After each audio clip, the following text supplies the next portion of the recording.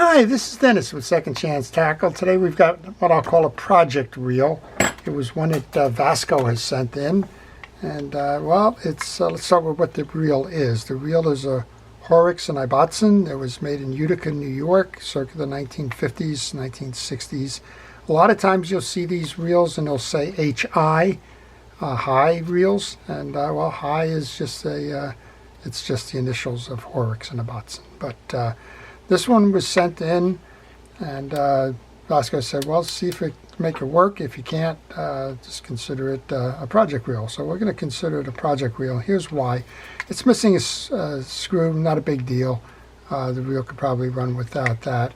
It has had some alteration to it. My guess is that this side plate has broken. It looks like we have some epoxy or auto body filler or something was put in here. My concern is that what was put in here has eliminated the side spool adjuster plate burring. If that's the case, probably won't work. So it's not turning right now. The handle turns, but the spool does not move. It doesn't move when it's engaged, and it doesn't flip to free spool. But who knows? We may be able to give this one a second chance. That's what the channel's all about, and we're going to give it a try. What's to lose? It's, if nothing else, I call these tuition reels. And the tuition reel is where you buy a reel or find a reel, and you work on it just to learn from. And so we're going to see if that isn't the case here. But before we get started, and while I'm searching for a link, I want to encourage you to subscribe to my channel. If you do subscribe to the channel, you're going to learn all kinds of interesting things. And mostly I focus on fishing reel service and repair. I work on all kinds of fishing reels. So this one's a vintage saltwater reel, but the next one could be a current freshwater pond reel. Could be a bass, low-profile bass reel. Could be whatever. And whatever comes in my shop. You're essentially looking over my shoulder here. And we try to do our best to kind of transfer what I know to you. And we all learn in the process. One of the things I'm going to do in an attempt here I'm going to be optimistic and say we can get this back together. So I'm just going to take a little bit of metal polish. This is Turtle Wax Chrome polish. I'm going to use it on the handle here to knock off some of that corrosion.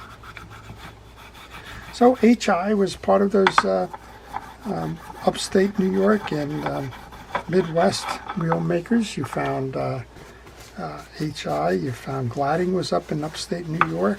You had a whole group of them in Ohio, Fluger and the like.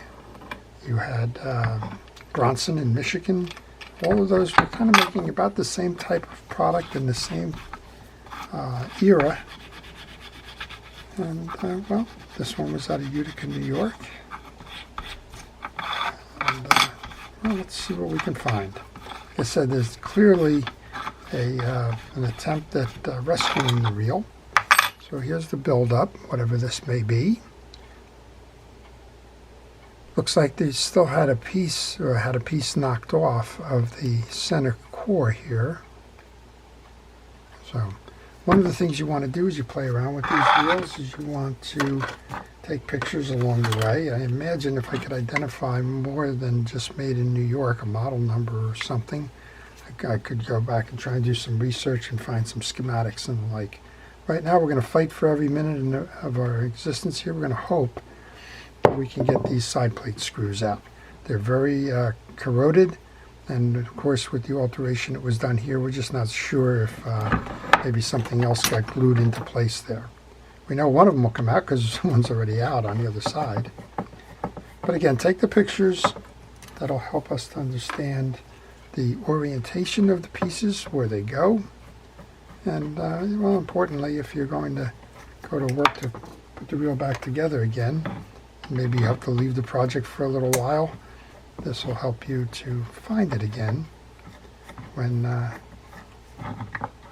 it's time to resume. You want to notice on these, the length of the screws. These two bottom screws are smaller than the others. They have a shorter shaft. I'll show you that in a moment here. I'm going to put that screw through. We'll leave that one on the desk. One of these is just going to fall out because it'll be this one. I'm going to leave that in for now. Deal with that in a moment. The one below is the one that's missing the screw. Okay, so the side plate screws with the crossbars are long, and the ones that go into the real seat are shorter. All right, well, this is going to come off now. So we have pretty much of a rusted interior. It's kind of an interesting design here. We have a just trying to see. This is set wrong, or is it? Well, I think that's the problem here. I'm gonna have to take this off to see more. But I think what's happened is this inner part gets cemented, and this gear can't go in and out. So if the gear can't go in and out, it's always going to be in straight lining, and if it's in straight lining, well, you're out of luck. This should move back and forth, and this is frozen as well as the other part is frozen. So this one, I guess, we're not going to get very far with it. Just take the spool for a moment, see if I can put this in and turn it, or if everything is locked up inside. Yeah, that's completely frozen now. Well, this becomes lessons learned then. So this mechanism, let's just explain how the reel works. Both of these are rusted on. We're not going to get anywhere with that. But this is your eccentric. Your eccentric normally would push down on the center point of this fork. It's very much like a Garcia Mitchell yellow or gold-sided reels, if you will, the 600 series of saltwater reels. There is a spring right here, so as you would move this lever over, that would push this into the cavity here. When it pushes in, it would pull it off of this shoulder that's on the spool. When that would allow free spool, that would allow you to turn. Then it pops back out when you set your engage mode. It pops back out. The spring pushes this up to its current position, and that current position normally would allow you to drive the reel. Unfortunately, you can't turn the main gear because there's something inside here. I can't see exactly what it is.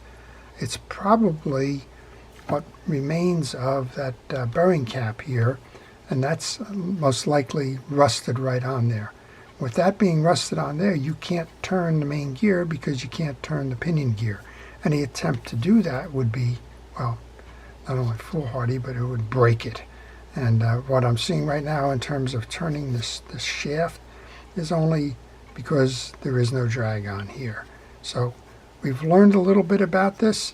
What have we learned? We learned that you can't try to rescue a reel.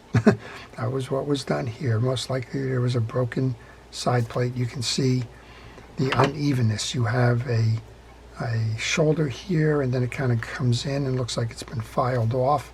Very narrow up top. Different width on this side, right? You have a broader section here before it tapers. So we're going to say that the side plate bearing in this case fractured. How did it fracture? Probably banged on a post wall or something, broke that inner piece. Case wasn't available. So what they decided to do was to try some kind of a filler, maybe an epoxy or an auto body filler or plastic or something. Molded it in, molded that bearing in, or the side plate adjuster, either way. This froze to it from a rust standpoint, and well, it may have worked at one point. It's not working now, and there's not much we can do about that other than to say we've learned our lesson. Also notice the structure. So it's a relatively simple structure. We described this already in terms of your free spool release or your jack. In this case, the main gear is only held on by the two side plate bolts on the outside. Unfortunately, if I tried to remove that, there's a lip here. And I don't think that main gear would come out because of the fork on this yoke. I think it would hold it right there. Well, enough experimentation, enough learning on that one. And this is just to encourage you to take the time, go find a reel that's only a few dollars. And when you do, take it apart and learn, why did that product fail? A lot of times you can learn more from failure than you can from everything going the way it should go or according to plan. And a lot of times you'll find the weakness in a reel, or you'll find out a feature that's in there that you don't particularly like, or you'll find out some things that may shock you. For example, I've taken some of the recent Abu ambassadors apart, and I'm surprised by all of the plastic pieces and parts inside of it. I think at one point I probably would have purchased the reel on the assumption, well, it's just like all those other ambassadors. It's got a nice marine grade metal gearing and the like, and then you open it up inside and you find out it's plastic or nylon or something, and that the chances of it surviving over a long term is a lot less than one of the older ones that were made. Okay, well, that's what we've learned, and I appreciate you sticking around and following along with me on this reel. And, well, we've all learned something about learning something. I'd like to thank our first responders and essential personnel for everything they do. Our police, fire, rescue, safety folks, appreciate your dedication to task. And, well, I encourage everybody to go out and find a broken reel. How's that? Maybe you even have a broken reel. Take it apart and learn from it. And while you're doing that, have a great day. This is Dennis with Second Chance Tackle.